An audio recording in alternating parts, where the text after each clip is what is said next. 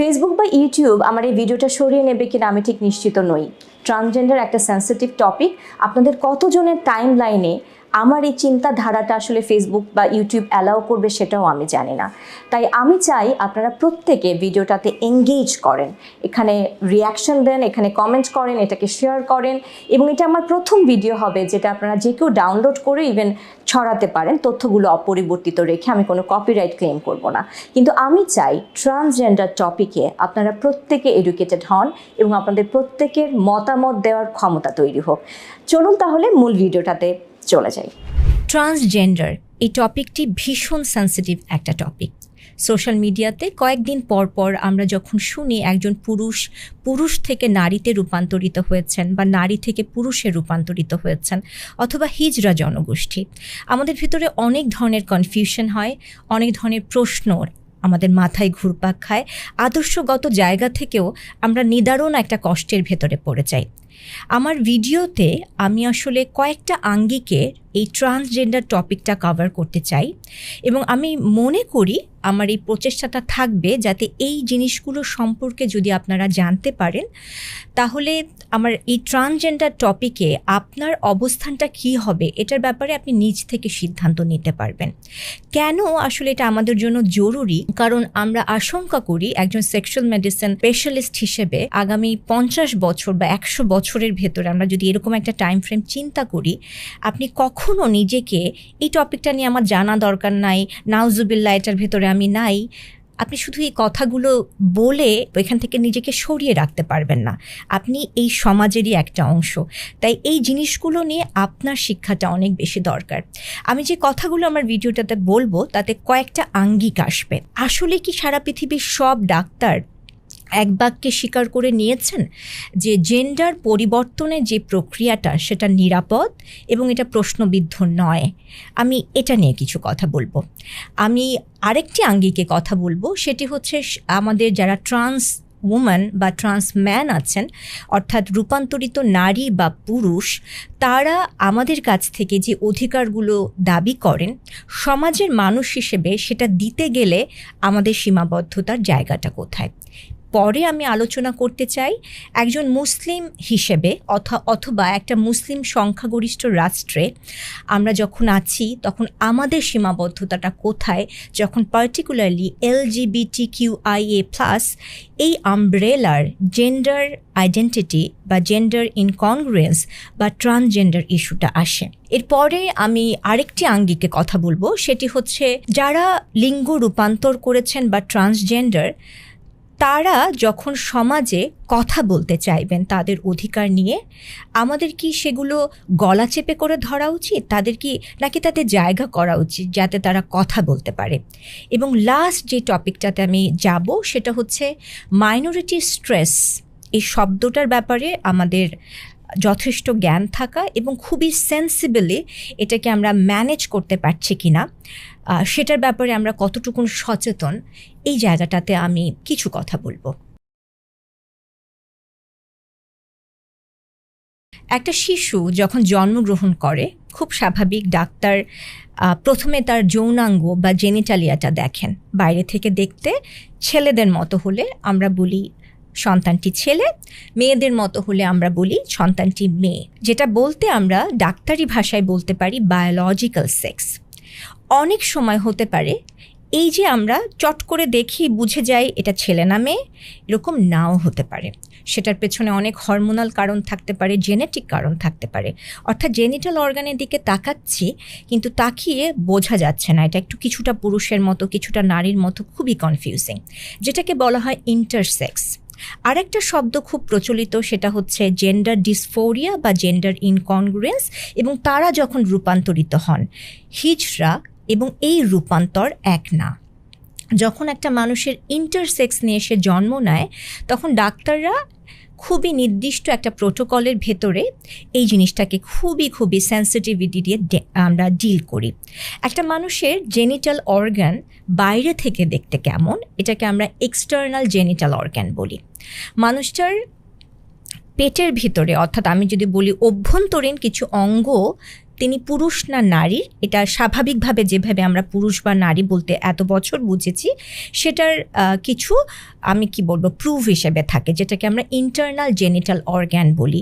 একজন নারী যদি হন, আমরা বাইরে দিয়ে ক্লাইটোরিস দেখতে পাই, ভ্যাজাইনা দেখতে পাই, ল্যাবিয়া মেজরা, ল্যাবিয়া মাইনরা, এবং ইন্টারনাল জেনিটাল অর্গ্যানের পার্ট হিসেবে আমরা ওভারি দেখি, আমরা এখানে ইউটেরাস আছে, এগুলো দেখতে পাই। পুরুষের বেলাতে ইন্টারনাল জেনিটাল অর্গান অথবা অভ্যন্তরীণ জেনিটাল অর্গ্যান হিসেবে আমরা টেস্টিস দেখি এবং প্রোস্টেট দেখি, এবং আমাদের একটা জেনেটিক মেকআপ আছে। আমি যদি নারী হই তাহলে সেটা হলো 46XX, যেটাকে আমরা আমাদের ক্রোমোজোমের গঠন বলছি। পুরুষ হলে গঠনটা হচ্ছে 46XY। এখন অনেকগুলো জেনেটিক কারণে এই মেকআপে যদি পরিবর্তন হয়, সেটাও আমার যৌনাঙ্গের গঠন দেখতে কেমন হচ্ছে সেটার উপর একটা ভূমিকা পালন করবে। তাই ইন্টারসেক্স এমন একটা জিনিস, বাইরে দিয়ে জেনিটালটা যখনই আমরা একটু এলোমেলো দেখি, প্রত্যেকটা ডাক্তার তার ইন্টারনাল জেনিটাল অর্গ্যানটা কেমন এটা এক্সপ্লোর করেন, হরমোনাল এক্সিসগুলো এক্সপ্লোর করেন এবং তার জেনেটিক মেকআপটা বোঝার চেষ্টা করেন। তার উপর ভিত্তি করে যখন জেন্ডার রিঅ্যাসাইনমেন্ট করা হয়, এবং আমরা যদি এমন হয় জেনেটিক্যালি মেকআপটা 46XX এবং এদিকে আমরা দেখতে পাচ্ছি তার ওভারিজ আছে, তার জরায়ু আছে, তখন আমরা বাইরের জেনিটাল এরিয়াটা সেই ডাক্তার সিদ্ধান্ত নেন যে আমরা এটা ফিমেলের মতো করে জেনিটাল অর্গ্যানটাকে গড়ে দিব, এবং এটা অবশ্যই একটা রূপান্তর। কিন্তু এই গ্রুপটাই হচ্ছে হিজড়া গ্রুপ, বা বলতে আমরা স্বাভাবিকভাবে যেভাবে বুঝি বা চিনি। অন্যদিকে যখন আমরা আরেকটা ট্রান্সজেন্ডার টপিক শুনি, সেটা হচ্ছে একজন পুরুষ থেকে নারী হয়েছেন, অথবা একজন নারী থেকে পুরুষ হয়েছেন। এই জায়গাটা আসলে কেমন? সেটা হলো একজন পুরুষ, তিনি সর্বতোভাবে অর্থাৎ মানে সব দিক দিয়ে পুরুষ, এক্সটার্নাল জেনিটাল অর্গ্যান, তার ইন্টারনাল জেনিটাল অর্গ্যান সব কিছু দেখতে একদমই পুরুষের মতো। তার জেনেটিক যে মেকআপ বা ক্রোমোজোমাল যে গঠন, যেটা বলতে আমরা বুঝাচ্ছি, সহজভাবে বোঝাতে চেষ্টা করছি, সেটাও পুরুষের মতো। তার এই রূপান্তরটা কেন হচ্ছে? কারণ তিনি সাইকোলজিক্যাল, এই জায়গাটাতে তিনি সাইকোলজিক্যালি মনে করেন আমার জেনিটাল অর্গ্যান দেখতে যাই হোক না কেন, আমি নিজেকে বাহ্যিকভাবে সমাজে যে জিনিসগুলো আমরা ক্যারেক্টারিস্টিক্যালি যদি আমরা বলি নারীরা করে, নারীদের মতন আমি নিজেকে সেই হিসেবে ভাবি। আমি বিশ্বাস করি আমি একজন নারী, একটা ভুল শরীরে আমি আটকা পড়ে গেছি, অর্থাৎ সৃষ্টিগতভাবে আমি যা কিছু নিয়ে জন্মেছি এটা আমি না, আমার অস্তিত্বটা নারীদের মতো হতে চায়। একইভাবে একজন পুরুষের বেলাতে, আমরা নারীর বেলাতে, যে আমি নারীর মতো যৌনাঙ্গ, ইন্টারনাল এক্সটার্নাল জেনিটাল অর্গ্যান এবং আমার হরমোনাল গঠন নারীদের মতো, আমি আমার ক্রোমোজোমাল গঠন নারীদের মতো, কিন্তু আমি বিশ্বাস করি আমি একটা ভুল শরীরে আটকা পড়েছি। এবং এই কষ্টটা আগে আমরা এটাকে জেন্ডার ডিসফোরিয়া নামে চিনতাম, যেটা এখন জেন্ডার ইনকনগ্রুয়েন্স হিসেবে বেশি পরিচিত। এটা এমনও হতে পারে যে এই কষ্টটা থেকে তার ডিপ্রেশন হওয়া, অ্যাংজাইটি হওয়া, সুইসাইডাল আইডিয়েশন হতে পারে। সেই জায়গা থেকে রূপান্তরের যে প্রশ্নটা, সেখানে হরমোনাল ট্রানজিশন করা, অর্থাৎ আমি একজন নারী, আমি পুরুষ হতে চাই, তখন আমার জন্য হরমোনটা টেস্টোস্টেরন। আমি একজন পুরুষ, আমি নারী হতে চাই, আমার জন্য হরমোনাল ট্রানজিশনের প্রাথমিক জায়গাটা হচ্ছে এস্ট্রোজেন। সো আমি এই হরমোনগুলোর নেওয়ার মাধ্যমে একটা হরমোনাল ট্রানজিশনে যেতে পারি, এবং একইভাবে পরের ধাপে অনেক সময় সাইকোলজিক্যালি আমি বিশ্বাস করছি এটা আমার, এবং আমি হরমোনাল ট্রানজিশনে আছি, কারো জন্য এটা যথেষ্ট হয় না, তারা সার্জিক্যাল ট্রানজিশন বেছে নেন। আমি নারী, সেক্ষেত্রে আমি ওভারি বা ডিম্বাশয় কেটে ফেলছি, জরায়ু কেটে ফেলছি, আমার এক্সটার্নাল জেনিটাল অর্গ্যানটা আমি রূপান্তর করার চেষ্টা করছি। তখন আমি নারী থেকে যখন পুরুষ হচ্ছি, এটাকে বলা হচ্ছে ট্রান্সম্যান।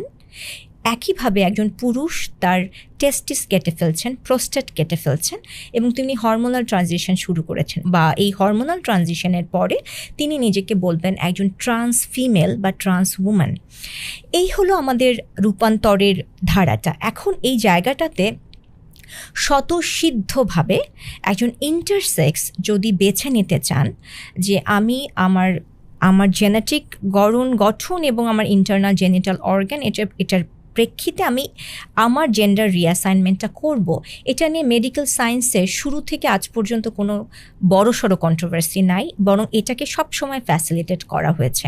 যদি আমরা রিলিজিয়ান, বিশেষ করে Islamic religious point of view থেকে যদি বলি, আপনার এই ধরনের রোগীদের জন্য এটা ভীষণ বড় একটা পরীক্ষা এবং তাদের সমস্ত ধরনের অধিকার আছে, ট্রিটমেন্টের অংশ হিসেবে তারা রূপান্তরিত হতে পারেন। কিন্তু সেই জায়গাটাতে রিলিজিয়াস কনটেক্সটেও জিনিসটা আসবে, কারণ আপনি সেক্সুয়ালিটি, এটা আমাদের মেডিকেল সায়েন্সের সেই অংশ যেটার সাথে কালচার, সোসাইটি এবং রিলিজিয়ান হাত ধরাধরি করে চলে। আপনি যদি এই তিনটাকে বিচ্ছিন্ন মনে করেন, সেটা সেক্সুয়ালিটির কোনো ধরনের থিওরি আসলে সমর্থন করবে না। সেই জায়গা থেকে যখন আমরা ইসলামিক রিলিজিয়াস কনটেক্সট থেকে কথা বলি, তখন আসলে জেন্ডার ডিসফোরিয়া, জেন্ডার ইনকনগ্রুয়েন্স, এটাকে ফ্যাসিলিটেট করা যেতে পারে, অবশ্যই সাইকোলজিক্যালি তাকে হেল্প করা, কিন্তু ট্রানজিশনটা রিলিজিয়াস পয়েন্ট অফ ভিউ থেকে এক কথায় যদি বলি আমাদের জন্য অ্যালাউ করা হয়নি। এই হচ্ছে আমাদের অবস্থানগত জায়গা। সারা পৃথিবীর সব সেক্সোলজিস্ট কি আসলে সিদ্ধান্ত দিয়ে ফেলেছেন জেন্ডার ট্রানজিশনটা নিরাপদ, জেন্ডার ট্রানজিশনের নিয়ে কোনো কোয়েশ্চেন করা যাবে না, আমাদের কাছে রোগী চলে আসলে সাথে সাথে আমরা জেন্ডারটা ট্রানজিশন করে ফেলব? বহু দেশে জেন্ডার ট্রানজিশন অর্থাৎ লিঙ্গ পরিবর্তন বা পুরুষ থেকে নারী, নারী থেকে পুরুষ হবার যে প্রক্রিয়া, বহু দেশে এটাকে লিগালাইজড করা হয়েছে, কিন্তু বহু দেশে এটা এখনও নিষিদ্ধ। এবং কনসালটেন্ট বা সেক্সুয়াল মেডিসিন স্পেশালিস্ট, যেটা খুব বড় একটা শব্দ, এটাও একটা বেশ বড় আমব্রেলার ভেতরে অনেকগুলো কনসালটেন্টের একটা ভূমিকা, যাতে সাইকিয়াট্রিস্ট আছেন, সাইকোলজিস্ট আছেন, ডার্মাটোলজিস্ট অ্যান্ড ভেন্ডোলজিস্ট আছেন, এন্ডোক্রাইনোলজিস্ট আছেন, ইউরোলজিস্ট, গাইনোকোলজিস্ট, অনেকের উপস্থিতি আসলে এই জায়গাটাতে থাকে। আমি নিজে ইউরোপিয়ান কমিটি অফ সেক্সুয়াল মেডিসিনের একজন ফেলো, আপনারা অনেকেই হয়তো জানেন। সারা পৃথিবীতে এটা এখন পর্যন্ত আমি বলবো একটাই মাত্র ফেলোশিপ যেটা সারা পৃথিবীতে স্বীকৃত। সারা পৃথিবীতে প্রায় 500-র মতো স্পেশালিস্ট আছেন যারা এই ফেলোশিপ পরীক্ষাটায় পাশ করে নিজেদেরকে ফেলো দাবি করেন। বাংলাদেশ থেকে নারী ডক্টরদের মধ্যে আমি এই ফেলোশিপটা এবছর অর্জন করি। তো খুব স্বাভাবিক, যেহেতু আমার কাজের জায়গাটাতে সারা পৃথিবীর সমস্ত সেক্সুয়াল মেডিসিনের স্পেশালিস্টদের একটা তাদের সাথে যোগাযোগের একটা সুযোগ আমার আছে, সেখানে কি আলোচনা হচ্ছে সেটা আমার জানার সুযোগ আছে, এবং আমি নিজেও আসলে রেগুলার বেসিসে সারা পৃথিবী ভিজিট করি এই জিনিসগুলোকে আরও অ্যাডভান্সলি জানার ব্যাপারে। তো সেখান থেকে আমি নিউট্রাল পয়েন্টে কিছু কথা আপনাদেরকে বলি। না, আমরা আসলে সেক্সুয়াল স্পেশালিস্টদের, আমি বলবো এখানেও মোটা দাগে আপনি দাঁড়িয়ে দুটো ভাগ দেখতে পারবেন। এবং আমার মনে আছে গত বছর আমি 2022-তে বলছি, হাঙ্গেরিতে ছিলাম, নভেম্বরের লাস্ট 15 দিন European school of sexual medicine attend করছিলাম। তখন প্রায় 50 জন স্পেশালিস্ট সারা পৃথিবীর সমস্ত প্রান্ত থেকে আমরা একসাথে ছিলাম 14 ডেজের মতো। প্রতিদিন আমাদের সেমিনার হতো, সিম্পোজিয়াম হতো, আমাদের আর্গুমেন্ট হতো, ডিবেট হতো, ক্লাস হতো অ্যান্ড এভরিথিং। তো মোটা দাগে একটা গ্রুপ থাকতো যেটা যারা এটা নিয়ে কনভিন্স, কোনো কোয়েশ্চেন নাই। বাট আমি বহু কনসালটেন্ট দেখেছি যারা এখনও এটা নিয়ে যথেষ্ট প্রশ্ন করছেন, including me. I was very vocal যখন আমরা ওখানে আলোচনাগুলো হতো। এবং এটা একটা খুবই ইন্টারেস্টিং জায়গা যে আমি যদি ওখানে গিয়ে বলি যে আমার না এই জিনিসটা নিয়ে আমি কমফোর্টেবল না, তোমাদের কি মনে হয়, তখন না কেউ মারতে তেড়ে আসে না। অ্যাট দ্য সেম টাইম যখন কেউ বলে যে সুষমাটা তো ঠিক আছে, মানে আপনি এটা কেন বিরোধিতা করছেন, তখন আপনি আপনার মতামতটা দিতে পারবেন। বা ও যখন বলছে আমি তখন মাথা নাড়িয়ে বলতে পারি তোমার এই পয়েন্টটা তুমি ঠিকই বলেছো, কিন্তু আমার এটা মনে হচ্ছে। সো আলহামদুলিল্লাহ, আমি যদি বলি এই প্ল্যাটফর্মের এটা হচ্ছে সুবিধা, সো দ্যাট আমরা আমাদের থটগুলোকে, আমাদের থিওরিজগুলোকে, আমাদের কনফিউশনগুলোকে চ্যালেঞ্জ করতে পারি। কিন্তু আপনি সিম্পলি একটা উদাহরণ যদি নেন, যে সোশ্যাল মিডিয়ার উদাহরণ, আপনি কোনো প্ল্যাটফর্মে আপনি যখন এগুলোর বিরুদ্ধে কথা বলতে চান, আপনি দেখবেন আপনার সোসাইটি রেডি না কেউ রেডি না। এবং এবং সোশ্যাল মিডিয়ার স্ক্রুটিনি তো চলেই। আপনি যদি কোনো একটা স্ট্যাবলিশড ফিক্সড আইডিয়ার বিরুদ্ধে বলার চেষ্টা করেন, আপনাকে কিছুতেই যাতে আপনি পাবলিকলি এটাকে রিচ করাতে না পারেন আপনার থিওরিটা, এই ব্যাপারে যেন সারা পৃথিবী পুরা কায়নাত একসাথে হয়ে এটার জন্য কাজ করছে। যেটা আমার কাছে মনে হয় যে যারা জেন্ডার নিয়ে ডিসফোরিয়াতে আছেন বা জেন্ডার ইনকনগ্রুয়েন্সে সাফার করছেন, তাদের জন্য সিদ্ধান্ত নেওয়াটা তখন কঠিন হয়ে যায়। এই জায়গাটাতে আমি আপনাদেরকে কিছু কিছু পয়েন্ট বলবো, যে জায়গাগুলো নিয়ে সেক্সুয়াল মেডিসিন স্পেশালিস্টরা আলাদা করে চিন্তা করেন। প্রথম পয়েন্টটা বলছি। প্রথম পয়েন্টটা হলো, আপনি দেখবেন আপনার বাচ্চার যদি টনসিলে ব্যথা হয়, আপনি একজন ইএনটি স্পেশালিস্টের কাছে গেছেন, তিনি বলছেন এটা ক্রনিক টনসিলাইটিস, কোনো ভবিষ্যৎ না, এটা ফেলে দিতে হবে এবং এটা তোমার বাচ্চার জন্য ক্ষতির কিছু না। এখন বাচ্চাটার বয়স 7 বছর। এখন আপনি যদি বলেন আচ্ছা ঠিক আছে, ওরা একটা অপারেশন তার লাগবে, আপনি দেখবেন একটা কাগজ আগিয়ে দেওয়া হয়। আপনি সন্তানটির অভিভাবক, সন্তানটি মাইনর, মেডিকেল সায়েন্সের এত বছরের সিস্টেম ছিল, আপনি যতক্ষণ কনসেন্ট না দেবেন আপনার সন্তান এই ইএনটি স্পেশালিস্ট টাচ করবে না। এবং অ্যান্ড ডেফিনেটলি এখানে একটা কনসেন্ট পেপার থাকবে, একমাত্র আপনার সাইনের পরেই এই সন্তানটা ওটি টেবিলে উঠবে। ইন্টারেস্টিং, সারা পৃথিবীতে অসংখ্য দেশে অলরেডি এটা লিগ্যালাইজড, যে একটা বাচ্চা যদি আপনাকে বলে, সেটা তার স্কুলে বলতে পারে, সেটা তার সোশ্যাল সার্ভিস প্রোভাইডারকে বলতে পারে যে সে আসলে নিজেকে নারী দাবি, মেয়ের মতো মনে করে, ছেলের মতো মনে করে। আমরা এমন একটা জায়গায় দাঁড়িয়ে আছি, সবার আগে বলে দেওয়া আছে কোনো অভিভাবকের কনসেন্টের প্রয়োজন নাই, বাচ্চাটা সরাসরি জেন্ডার ট্রানজিশনের প্রসেসে যেতে পারবে, ডাক্তার সরাসরি তাকে সেই প্রসেসে নিতে পারবে। অনেক শিশু ছোটোবেলায় যখন খুব এই ধরনের ডিস্ট্রেস থেকে ট্রানজিশনের সিদ্ধান্ত নিয়েছিল এবং বাবা মা বাধা দিতে পারেনি, অসহায়ের মতো দাঁড়িয়েছিল, তারা পরবর্তীতে আবার ট্রানজিশন করেছে। এরকম বহু উদাহরণ আছে, কিন্তু খুব যত্ন নিয়ে এগুলোকে আমাদের থেকে একটু একটু করে সরিয়ে সরিয়ে রাখা হয়, যাতে আমরা এটাকে বুঝতে না পারি, যাতে এই জায়গাগুলো আমাদের মনের ভিতরে আলাদা কোনো কনফিউশন তৈরি না করে। স্পেশালি একটা ছোট বাচ্চা যে কিনা মাইনর, তার শুধুমাত্র তার সিদ্ধান্তের ভিত্তিতে, তার বয়স 6 বছর 7 বছর, আমি তার টেস্টিস কেটে ফেলছি, তার পেনিস কেটে ফেলছি, আমি তার পিউবার্টির সময় তাকে পিউবার্টি ব্লকার দিচ্ছি, আমি তাকে সরাসরি হরমোনাল ট্রানজিশন করাচ্ছি বয়ঃসন্ধির বয়সটাতে এবং তাকে সার্জিক্যাল ট্রানজিশনে নিচ্ছি। এই জিনিসটাকে অনেক কনসালটেন্ট ইনক্লুডিং মি আমরা চাইল্ড অ্যাবিউজ বলে মনে করি। একই সাথে আমার অনেক ফেলো কলিগস আছেন যারা এটাকে হিউম্যান রাইটস মনে করেন, কিন্তু ইটস নট অল অ্যাবাউট। এখন আমরা এমন জায়গাটাতে দাঁড়িয়ে আছি যে এমন কোনো এভিডেন্স আমাদের সামনে নাই যে আমরা খুবই মানে স্ট্রেট ফরওয়ার্ড বলতে পারি আমি ঠিক অথবা সে ঠিক। তাই এই জায়গাটাতে যে জিনিসটা নিরাপদ সেটা হচ্ছে সেফটি অ্যান্ড এফিকেসি নিয়ে প্রশ্নের উপর প্রশ্ন তোলা। এই প্রশ্নগুলোর উত্তর দিতে দিতে অথবা দিতে না পারলে আমরা নিজেরাই বুঝতে পারবো কোনটা ঠিক কোনটা ভুল।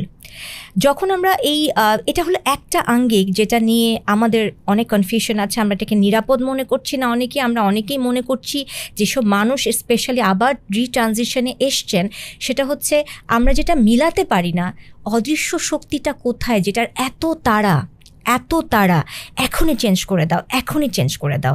আমরা জানি না এই ফোর্সটা কোথাকার, আমরা দেখতে পাই না এই ফোর্সটাকে, আমরা আপনাদেরকে চিনাতে পারবো না এই ফোর্সটা কী ফোর্স। এবারে আরেকটা আঙ্গিক একটু যদি বলি, একটা ধরুন একজন পুরুষ মানুষ যিনি যৌন অক্ষম, আমরা এটা কেমন করে বুঝি সেটার বিস্তারিত বর্ণনা না দিই, কিন্তু একটা খুব কমন টেস্ট অনেক সময় আমাদের করা হয়, সেটা হচ্ছে আমরা টেস্টোস্টেরন অর্থাৎ ছেলে হরমোনটা একটু দেখার চেষ্টা করি, এবং অনেক সময় আমরা দেখি টেস্টোস্টেরন লেভেলটা অনেক কম আছে। আপনারা শুনলে অবাক হবেন, টেস্টোস্টেরন কমে গেল এবং আমরা তো খুব ভালো ইচ্ছা মতো টেস্টোস্টেরন আমরা দিতে থাকি, যতদিন চলুক না।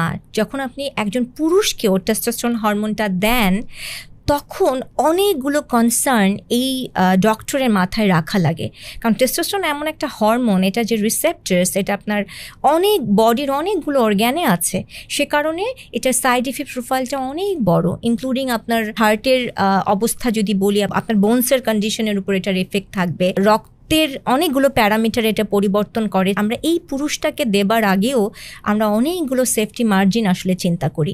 এখন একটা হরমোন, সেই একই কাউন্টার হরমোন একটা ফিমেল বছরের পর বছর ধরে পাবেন, এবং যখন আপনি যারা এই ট্রানজিশনের কাজগুলো করেন, স্পেশালি হরমোনাল ট্রানজিশন, তাদেরকে যদি আপনারা প্রশ্ন করেন এটা কতটুকু নিরাপদ, তারা হ্যাঁ এটা কোনো অসুবিধা নাই, এটা কোনো অসুবিধা নাই। কিন্তু আপনি যদি তার সাথে 2 ঘন্টা কনফ্রন্টেশনের আলোচনা করতে যান, তখন একটা ভিন্ন চিত্র আসলে চোখে পড়ে। যে কনফিডেন্সটা আমরা ধরে রাখার চেষ্টা করি, সেটা অনেক সময় নড়ে চড়ে যায়।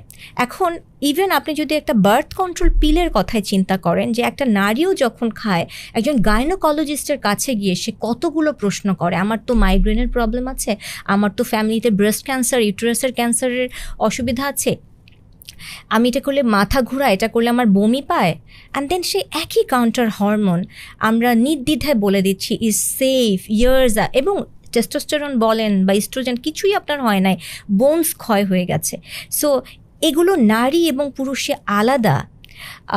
আমি এই সেম কোয়েশ্চেনটা আমি যখন একটু কিছুদিন আগে আপনাদেরকে যেই স্কুলটার কথা বলছি, ওখানে যারা ভিজিটার প্রফেসর এসছিলেন, সেমিনারগুলো করেছেন, আমি তাদেরকে সরাসরি প্রশ্নটা করেছি। তো বলছে দেখো ওরা তো করে ফেলতে চাচ্ছে জেন্ডার ইনকনগ্রেন্স থেকে, বা জেন্ডার যে আমি একটা পুরুষ, ও তো মরেই যাবে, তো তুমি তার এত লং টার্ম হেলথ নিয়ে তো কোনো কনসালটেন্ট চিন্তা করবে না। এই ট্রানজিশনটার মেন লক্ষ্য যাতে সে এই ডিস্ট্রেস থেকে বেরিয়ে আসতে পারে, এবং তার আসলে এই সুইসাইডটা আমরা প্রিভেন্ট করতে চাই। সো আপনাদের কাছে কি মনে হয় যে শুধুমাত্র একটা মানুষকে ওই সময়ে মানে এই সুইসাইড প্রিভেনশনের আর কোনো ওয়ে নাই, যে জন্য আমাকে শুধুমাত্র ট্রানজিশন, সেটা হরমোনাল এবং সার্জিক্যাল ট্রানজিশনটাই আমাকে প্রায়োরিটাইজ করতে হবে?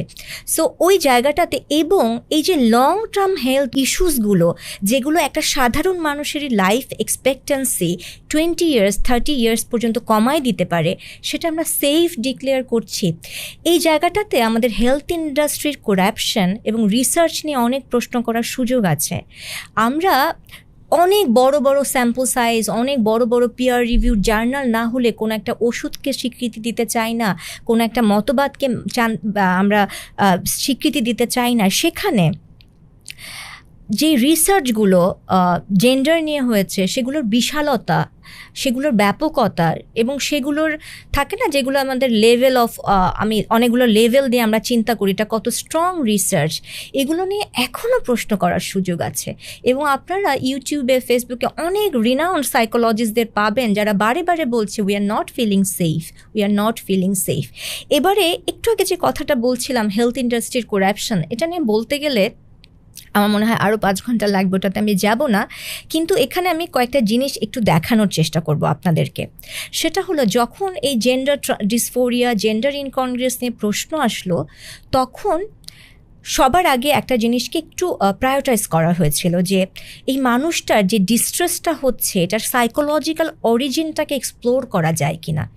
যে আমি একটা ভুল শরীরে আটকে গেছি, এই সিদ্ধান্তটার ইনার সাইকিটা, তার সেই মানুষের মনস্তত্ত্বটা বোঝাটা খুব খুব খুব দরকার। এখন সেটা করতে গেলে কি হলো?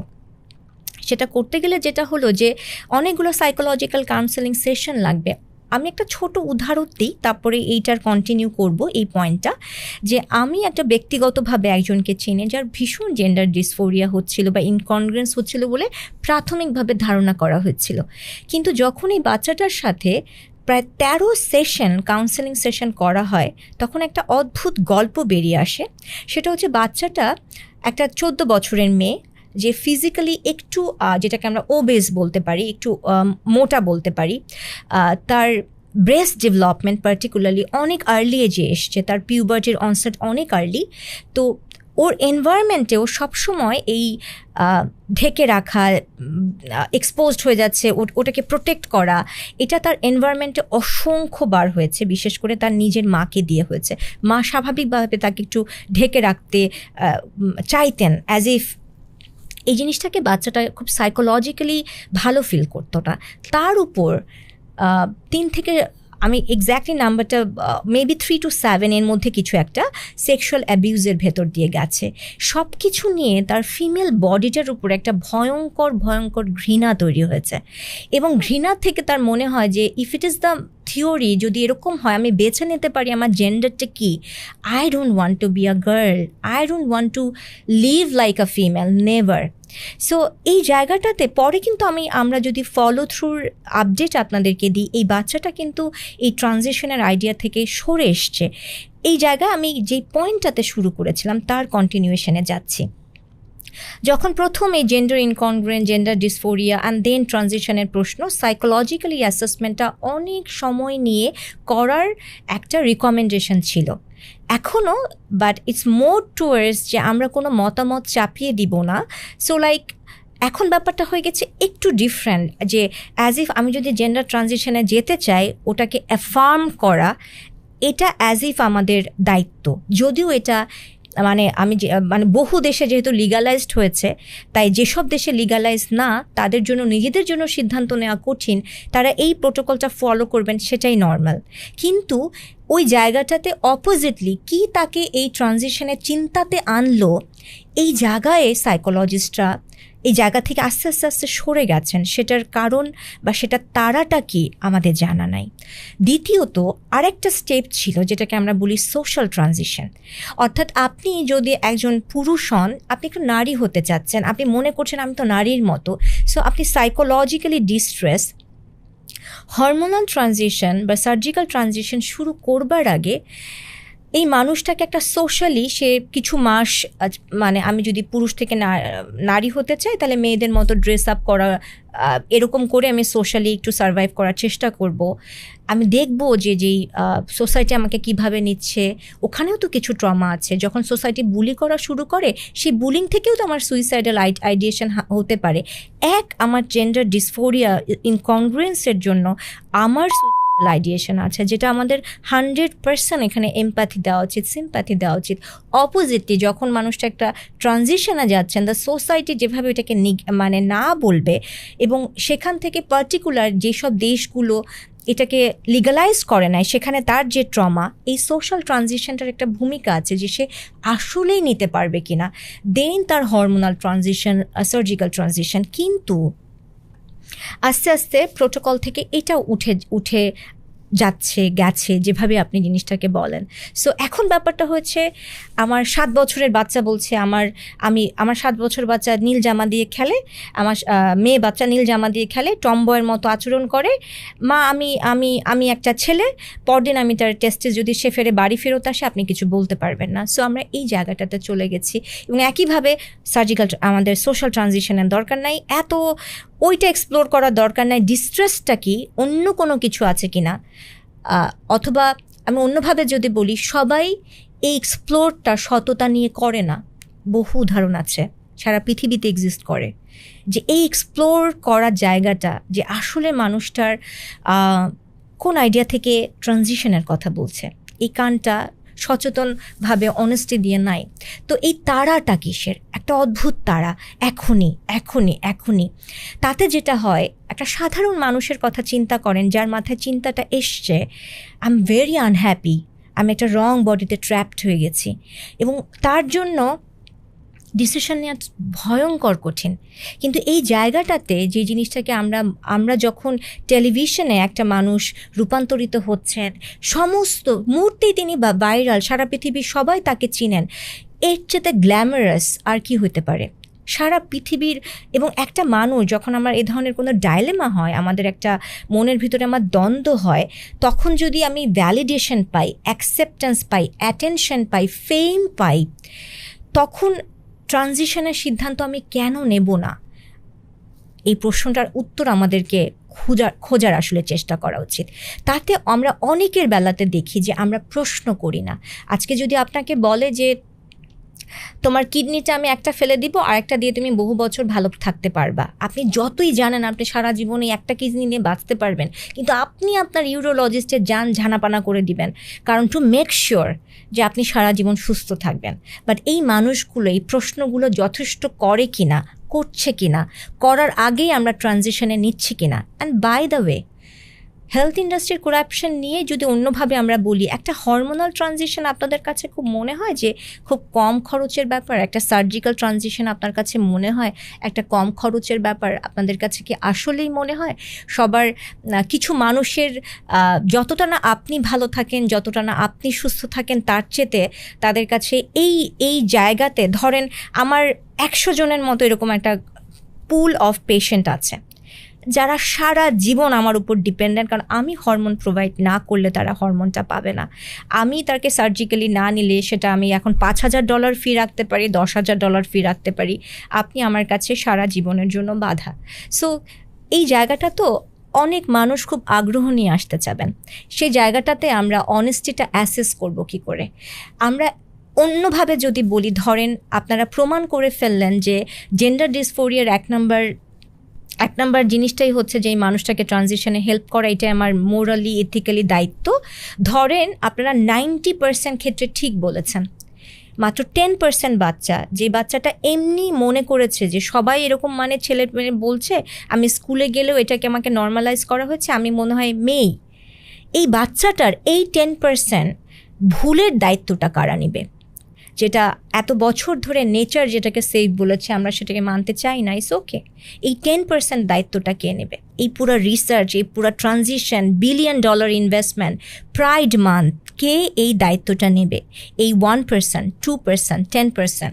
আমি জানি না, এই উত্তরটা আমার কাছে জানা নাই। যখন একজন ট্রান্সজেন্ডার নারী অথবা একজন ট্রান্সজেন্ডার পুরুষ সোশ্যাল মিডিয়াতে ইন্টারভিউ দেন, তখন শুনে জিনিসটাকে, এবং সবাই যেভাবে অ্যাটেনশন তাতে দেয়, দেখে মনে হয় কি হরমোনাল ট্রানজিশনে মনে হয় কোনো কষ্ট নাই, সার্জিক্যাল ট্রানজিশনটা মনে হয় খুব সোজা, মানে জিনিসটা খুব আনন্দে, জিনিসটা খুব ফ্যান্সির, একটা উৎসব শুরু হয়ে গেছে।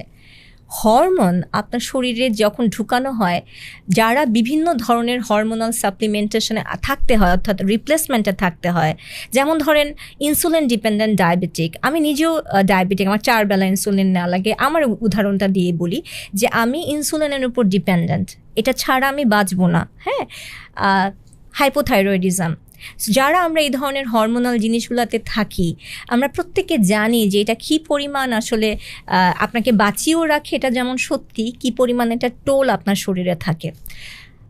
একটা ইন্টারেস্টিং উদাহরণ আমি দিই। কোভিডের সময় আমি আমার ব্যক্তিগত অভিজ্ঞতা বলছি যে ওই সময়টাতে কিছু কিছু দেশে না দেখবেন যে যাদের হেলথ ইন্স্যুরেন্স কাভারেজটা নাই, তো ওই জায়গাটা হলো কি অস্বাভাবিক দাম, মানে এক্সপেন্সিভ হয়ে গেল ট্রিটমেন্টটা, বিশেষ করে যারা লাইফ সেভিং ড্রাগগুলোর জন্য মানে স্টেটের কাছে একটা গিনিপিগের মতো থাকে, তো তাদের জন্য ইনসুলিন অ্যারেঞ্জ করা ইভেন অনেক দেশে কঠিন হয়ে যাচ্ছিল। তখন আমার কাছের মানুষদের আমি বলতাম যে দেখো, কিছু কিছু মানুষ আমরা এত অসহায় যে আমরা যদি আজকে জানি যে সারা পৃথিবীতে কোনো একটা কারণে ইনসুলিন, আজকে দেখবেন একটা ওষুধ আবিষ্কার হয়েছে যেটাতে ক্যান্সারের অমুক হয়েছে তমুক হয়েছে, একটা প্রোটোকল দিয়ে 6 মাস এটাকে মাথায় তুলবে, বাকি 2 বছর বলবে এগুলো দেওয়াই যাবে না। আলহামদুলিল্লাহ এখন পর্যন্ত আমি ইনসুলিন জাস্ট আপনাদেরকে কানেক্ট করানোর জন্য বলছি। তো আমার একটা কনসার্ন ছিল, কোনো দিন যদি এটা সাপ্লাই বন্ধ হয়ে যায় তো দেন কি, আমরা তো জাস্ট একটা গিনিপিক, আমরা জাস্ট একটা গিনিপিক, কারণ আমাদের এমন একটা জিনিসে আমরা আছি যে বাঁচার জন্য আমার এটার উপর থাকতে হবে।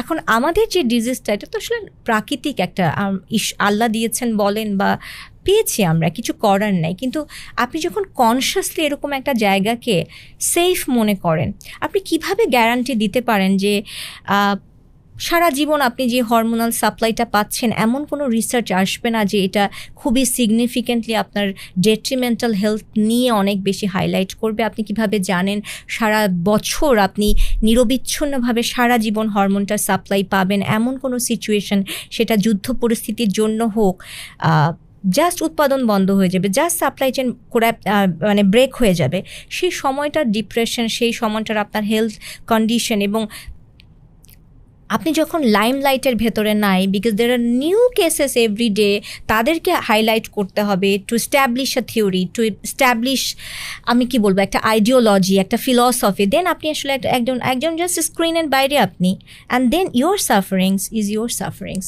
এটা আমি একজন সেক্সুয়াল মেডিসিন স্পেশালিস্ট হিসেবে ওই পয়েন্ট অফ ভিউ থেকে বলছি যে এগুলো নিয়ে আমরা কথা বলি, এগুলো নিয়ে আমরা চিন্তা করি, এগুলো নিয়ে আমরা ভাবি, কিন্তু আমাদের কথাগুলোকে কোনো প্ল্যাটফর্মে ডেকে আমরা আমরা বলার সুযোগটা পাই না, কারণ আমাদের তো আপনারা ইন্টারভিউতে ডাকেন না, আমাদেরকে তো আপনারা রিস্কি মনে করেন, আমাদের অপিনিয়ন আপনারা শুনতে চান না। But at the same time যে কোনো ডিসকাশনে আপনারা যদি কোনো একজন কনসালটেন্ট আমি যে কথাগুলো বলেছি তার বিরুদ্ধে অসম্ভব পাওয়ারফুল এভিডেন্স দাঁড়িয়ে আমার কথাগুলোকে ভুল প্রমাণ করতে পারেন, সেই অধিকারটা তার আছে, আমি তাকে সেই অধিকারটা দিতে চাই। এবং আমি তো খুবই চাই যে আমরা ভীষণভাবে ইন্টেলেকচুয়ালি এটা নিয়ে কথা বলি, ভীষণভাবে। সত্যি বলি আপনাদেরকে, সেটা হলো LGBTQI যদি শব্দগুলো আপনারা কখনো শোনেন, L for lesbian, G for gay, B for bisexual, T for transgender, Q for queer, and A+, অর্থাৎ it's an umbrella, right?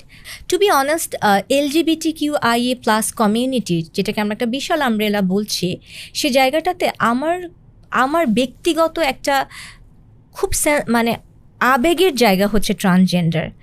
আমি ব্যক্তিগতভাবে ভীষণ মনে করি এত বছর ধরে আমাদের যারা ইন্টারসেক্স ছিল, যারা আমাদের হিজড়া কমিউনিটি, তাদের বিরুদ্ধে একটা অসম্ভব সোশ্যাল ইনজাস্টিস হয়েছে, যেটা আমার মনে হয় হওয়া উচিত না। এবং এটা যেরকম সত্যি, একইভাবে চট করে একটা আমার দেশে হঠাৎ করে আমি একদিন সকালে উঠে শুনবো যে আমার বাচ্চার জেন্ডার ট্রানজিশন হয়ে যাবে, আমাকে কেউ ডাকবেও না।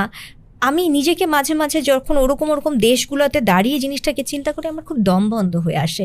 তাই আমার কাছে মনে হয় যে LGBTQI+ এর বিশাল কোনো আলোচনায় আমি না থাকলেও, আমি যতদিন আমি মনে করি আমার ইন্টেলেকচুয়াল ক্যাপাসিটি থাকবে, আমি অনেক প্রশ্ন করতে চাই, অনেক প্রশ্ন। এবং আমি চাই আমার সামনে আমাদের দেশে জিনিসটা লিগালাইজড হবার আগ পর্যন্ত যারা এটাকে প্রমাণ করে ছাড়বেন বিজ্ঞানের ভিত্তিতে, আমরা সবাই মিলে তাদেরকে অনেক প্রশ্ন করতে চাই এবং ওই উত্তরগুলোতে আমরা যথেষ্ট নিরাপত্তা চাই। কেবলমাত্র তখনই আসলে আমি মেনে নিব যে it's okay, it's fine and it's perfectly fine. একজন মানুষ যখন তার বায়োলজিক্যাল সেক্স বা লিঙ্গ পরিবর্তন করে পুরুষ থেকে নারী হন বা নারী থেকে পুরুষ হন, যেটাকে আমরা ট্রান্সজেন্ডার ফিমেল বা ট্রান্সজেন্ডার মেল এভাবে করে চিনি, খুব স্বাভাবিক তিনি তার এই রূপান্তরিত হবার পরে সমাজের কাছে কিছু প্রত্যাশা রাখেন। দেখো, আমি তো আসলে পুরুষ থেকে নারী হয়েছি, এখন আমি তোমার কাছে কিছু জিনিস চাই যে তুমি আমাকে দিবা। আসেন, এই উদাহরণটায় আমি কতগুলো প্রত্যাশা, এবং সেই জায়গাটাতে আমাদের ধর্মভিত্তিক না, জাস্ট সামাজিকতার পয়েন্ট অফ ভিউ থেকে, এবং ইকুয়ালিটি বা যেটা নিয়ে আমরা ফেমিনিজমের, যেহেতু আমি একটা নারীর উদাহরণ দিয়ে বলবো তাই ফেমিনিজমের পয়েন্টে আমি এখানে কয়েকটা কথা বলি। যেমন একজন পুরুষ যখন নারী হয়েছেন, খুব স্বাভাবিক তিনি প্রথমেই চাবেন আমি তোমার টয়লেটটা ইউজ করতে চাই যেখানে নারীরা যায়, দরজার বাইরে লেখা আছে পুরুষ নারী, আমি ভাই আমার একটা পেনিস থাক, আমার বুকে দাড়ি থাক, মুখে দাড়ি থাক, আমি মনে মনে নারী মনে করি আমি তোমার টয়লেটটাতে যাব। ধরে নিচ্ছি এমনও হতে পারে তার হরমোনাল ট্রানজিশন তিনি করেছেন, সার্জিক্যাল করেছেন বা করেননি, তিনি মননেই নারী। আপনার প্রত্যাশা হলো এবার আমার টয়লেটে আপনি ঢুকে যাবেন, কিন্তু সেই জায়গায় আরও 10 জন নারী আছেন, তাদের এটা একটা সিকিউরিটি থ্রেট, অথবা তারা মনে করেন যে এটা সোশ্যালি খুব অকওয়ার্ড, যে মানে আমরা একই টয়লেটে, এটা খুব ডিফিকাল্ট তাদের জন্য প্রসেস করা। সবসময় যারা মাইনরিটি গ্রুপের, তাদের একটা প্রত্যাশা থাকে যে তাদের অধিকারগুলো তারা সমাজে সবসময় চাবেন, সেটা করতে গিয়ে মেজরিটির স্ট্রেস, ইনফ্যাক্ট মেজরিটির স্ট্রেস বলে এই শব্দটা এক্সিস্ট করে না, কিন্তু আপনি যখন LGBTQIA+ নিয়ে পড়বেন, জানবেন, শিখবেন, আপনি মাইনরিটির স্ট্রেস কথাটা শুনবেন, যেটা অবশ্যই এই পয়েন্টে আমি কিছু বলবো আমাদের সেন্সিটিভিটির জায়গাটা কী হওয়া উচিত। কিন্তু মেজরিটির যে এই যে একটা স্ট্রেস, এটা যখন আপনি অ্যাকনলেজ করতে পারেন না, এটা যখন আপনি ক্যাপাসিটেট করতে পারেন না, এটা নিয়ে যখন আপনার সেন্সিটিভিটি হয় না, তখন এটা একটা প্রবলেম। আপনি যতই নিজেকে একজন transgender activist, social activist, human rights activist নাম দেন, অনেক সময় আমরা দেখি যে judgement comes from this people more than us. এটা একটা উদাহরণ। একইভাবে আমি পুরুষ থেকে নারী হয়েছি, এখন নারীদের একটা দৌড় প্রতিযোগিতা হচ্ছে, আমি তো নারী, আমি ওদের সাথে দৌড়াবো। এবং বহু উদাহরণ আপনারা পাবেন, দৌড় প্রতিযোগিতা, সাইক্লিং থেকে শুরু করে অনেকগুলো জায়গাতে এই জিনিসটা হচ্ছে যে নারীদের একটা কম্পিটিশন, দৌড়ের একটা কম্পিটিশন। প্রথম হয়েছেন ট্রান্সজেন্ডার ফিমেল, সেকেন্ড হয়েছেন ট্রান্সজেন্ডার ফিমেল, থার্ড হয়েছেন বায়োলজিক্যাল ফিমেল, যিনি জন্মগতভাবে নারী। এটাকে আপনি ইকুয়ালিটি বলেন? এটা এত বছর ধরে ফেমিনিজম এজন্য কাজ করছে। এবং ইকুয়ালিটি, ইকুইটি জিনিসগুলো যে আলাদা, সেম অপরচুনিটি শব্দগুলো দিয়ে আলাদা, সব আমরা এক জায়গায় গুলিয়ে ফেলেছি। এবং যতভাবে আপনি আপনার পেনিসটা কেটে ফেলেন, আপনি ইস্ট্রোজেন নেওয়া শুরু করেন, সবসময় এটা নিয়ে কারো কোনো দ্বন্দ্ব নাই যে ফিজিক্যাল এবিলিটি ওয়াইজ, ধরেন আপনার এটা মানতে কষ্ট যে যাই হোক, জেন্ডার যাই হোক, আমরা এক, কিন্তু ফিজিক্যাল এবিলিটি ওয়াইজ পুরুষ এবং নারী যে আলাদা, এটা আপনি কোনো অন্য যুক্তি দিয়ে প্রমাণ করতে পারবেন না। তাই আপনি আর আমি যদি একসাথে দৌড় দিই, আপনার প্রত্যাশা হচ্ছে আপনি দৌড় দেওয়ার অধিকার চান, কিন্তু আপনি যখন দৌড়টা দেন, আপনি তখন মেজরিটির রাইটস ব্রেক করেন। এটা নিয়ে আমরা এখন যারা মেজরিটি, তারা এটা নিয়ে প্রশ্ন করলে তারা জাজমেন্টাল, তারা তাদের অধিকার নিয়ে কথা বললে তারা আপনাকে চায় না, বা আপনাকে আপনার রাইটস আপনি আছে এটা করার তারা দিচ্ছে না। ব্যাপারটা তো তা না, ব্যাপারটার সেন্সিটিভিটি তো আরও ভিন্ন জায়গাতে। একজন নারী সুন্দরী প্রতিযোগিতায় গেছেন, পার্সোনালি সুন্দরী প্রতিযোগিতাকে আমি কিভাবে দেখি সেটা একটা ভিন্ন আলোচনা। একটা ডিসপ্লে জোন যেখানে একজন বায়োলজিক্যাল ফিমেল তার জায়গা করতে চাচ্ছেন, এবং সেখানে পুরোটা হরমোন বেসড, পুরোটা সার্জিক্যাল ট্রানজিশন বেসড, যেটাকে আপনি বিউটি বলেন। কিন্তু আসলে কি এটা জাস্টিস? আসলে এত দিন ধরে যিনি নিজেকে গ্রুম করলেন একজন নারী হিসেবে, সবভাবে স্ট্যান্ডার্ডটা ফুলফিল করার জন্য, সে জায়গাটা আপনি দাঁড়িয়েছেন, আপনি কি জন্য প্রাউড হতে পারেন? এটা কি মিস ইউজ অফ, মানে আপনাদের কাছে কখনো মনে হয় না যে এটা এক ধরনের মিস ইউজ করা, অথবা অধিকার আমি চাই বলে যারা আসলে অনেক দিন ধরে প্রপারলি জায়গাটাতে, যেটা স্ট্যান্ডার্ড যাই হোক, সেখানে আমরা যে ঢুকে যাচ্ছি, ল্যাটারাল এন্ট্রি নিচ্ছি, এটা কি আসলে জাস্টিফায়েবল? এটাকে আমরা কোন যুক্তি দিয়ে জাস্টিফায়েবল বলবো? তাই অনেক সময় হয় যে ধরেন আমি আর আপনি একটা জায়গায় ট্রেনিংয়ে গিয়েছি, এখন থাকার জায়গাটা এমন যে আপনার আর আমার একই জায়গাতে জায়গা পড়লো, আপনার একটা পেনিস আছে, আপনার একটা ফেশিয়াল হেয়ার আছে, আমি কেন আপনার সাথে একই রুমে থাকবো? আমি এখনও রিলিজিয়ান নিয়ে কথা বলিনি, আমি জাস্ট কালচারাল পয়েন্ট এবং সোশ্যাল কনটেক্সট থেকে কথা বলেছি। এবং ট্রান্স ফিমেল নর্মাল বায়োলজিক্যাল ফিমেলের সাথে রুম শেয়ার করেছে এবং রেপ হয়েছে, এই ঘটনাটা আপনি আমাদের সামনে এসছে, আপনি এটা পাবেন, এটা আপনি জাস্ট গুগল করলেই পাবেন। পার্টিকুলারলি জেলে হয়েছে, পার্টিকুলারলি ট্যুরে হয়েছে, এটাকে আপনি অস্বীকার করতে পারবেন না। এখন ইজ 1%, সেই 1%টা কি মানুষ না? সেই 1%টা কি ফিমেল না? সো তারাও তো তাহলে একটা মাইনরিটি গ্রুপ। যখন এই ধরনের অন্যায়টা হয়, তখন কেন তাদের ভয়েসটা আপনারা কেড়ে নেবেন এবং ট্যাগ হবে যে দুনিয়ার সবাই জাজমেন্টাল? এটাকে আমরা অন্যভাবে চিন্তা করতে পারি কিনা? আপনার অধিকার, একটা মানুষ তো অধিকার তার চাইতেই পারে, কিন্তু সোসাইটির সীমাবদ্ধতা, আমি বারে বারে একটা কথা বলি, মানুষের এই ধারণাটা নাই। আপনি যদি কখনো সেক্সুয়ালিটি নিয়ে পড়াশোনা করেন, আপনি সবার আগে যে জিনিসটা শিখবেন সেটা হচ্ছে সেক্স। এটা থেকে কালচার, রিলিজিয়ন, সোসাইটি আলাদা করা যায় না। এবং যত ধরনের আমরা যেই থেরাপিগুলোই প্ল্যান করা হোক না কেন, বায়ো সাইকো সোশ্যাল মডেল এটার উপর দাঁড় করিয়ে প্রত্যেকটা ইন্টারভেনশন প্ল্যান করা হয়। So that's how sex, religion, society, culture, everything is connected and same as একটা হিউম্যান পার্সোনালিটি বা অ্যাজ এ হোল সেই মানুষটা। তাই এই প্রত্যেকটা জিনিস অধিকার চাওয়াতে কোনো অসুবিধা নাই। মাইনরিটির স্ট্রেস যদি খুবই সারা পৃথিবীতে আসলে আমরা ভীষণ আপলিফটেড একটা আইডিওলজি, সেই জায়গাতে অনেক ক্ষেত্রে মেজরিটির স্ট্রেস আমাদের চোখেই পড়ে না।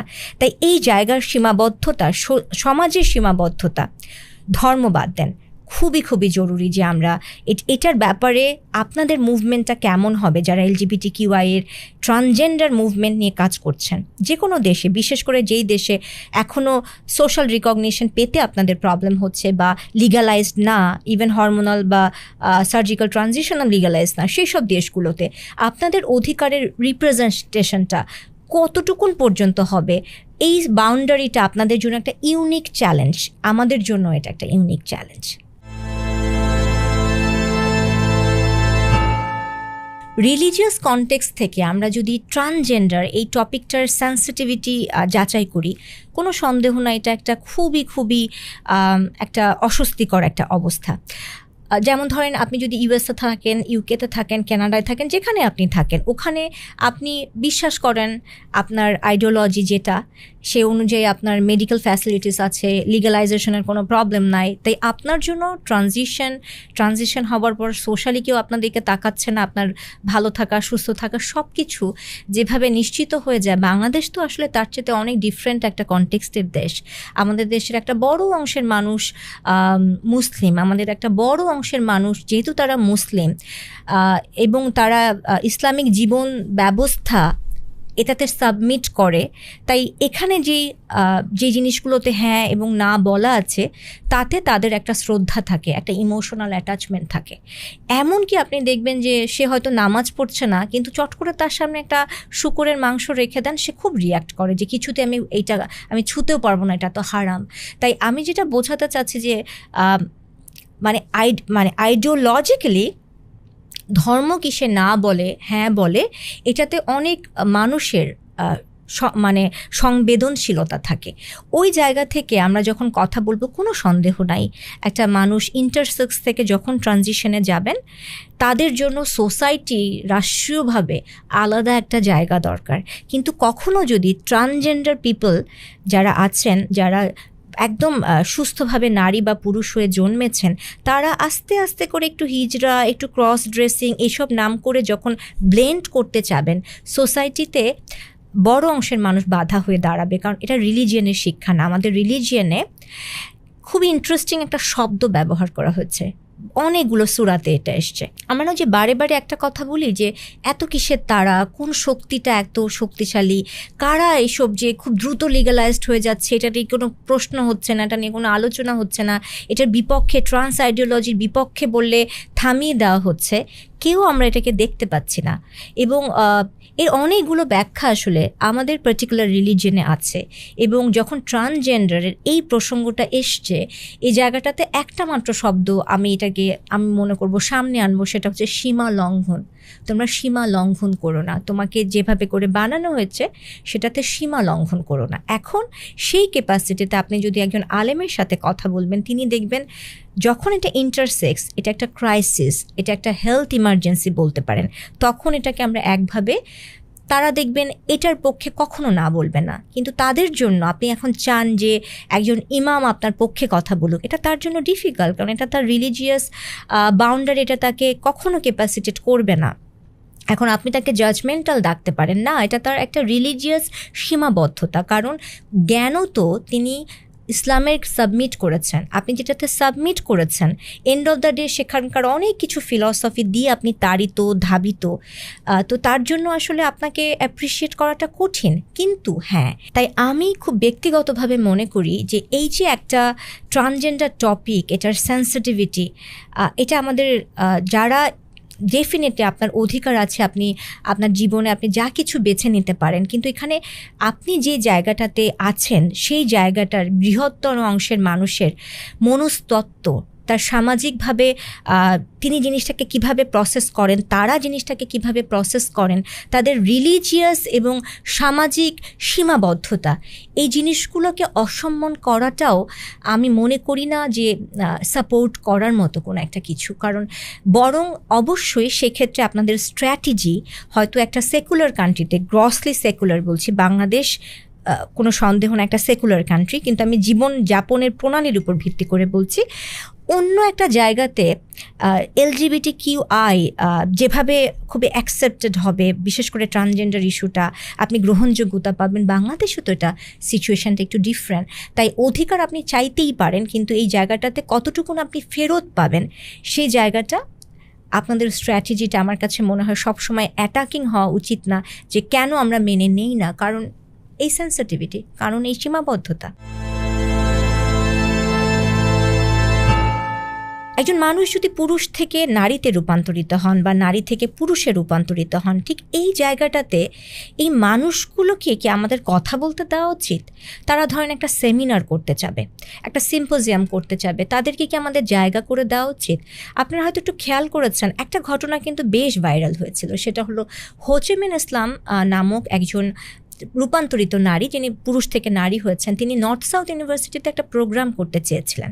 সেই প্রোগ্রামে নারীদের ক্যারিয়ার বিষয়ক একটা প্রোগ্রাম, আমি যদি ভুল না করে থাকি, অনেক নারী আমন্ত্রিত ছিলেন এবং রূপান্তরিত নারী হিসেবে তিনি আমন্ত্রিত ছিলেন, এবং অনেকগুলো অর্গানাইজেশনের মানে বিরোধিতার মুখে প্রোগ্রামটা ক্যান্সেল হয়, তিনি সেখানে যেতে পারেননি।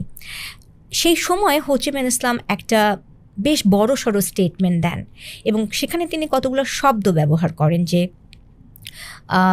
জঙ্গি গোষ্ঠী বা ধর্মীয় মৌলবাদ, এই ধরনের কিছু শব্দ।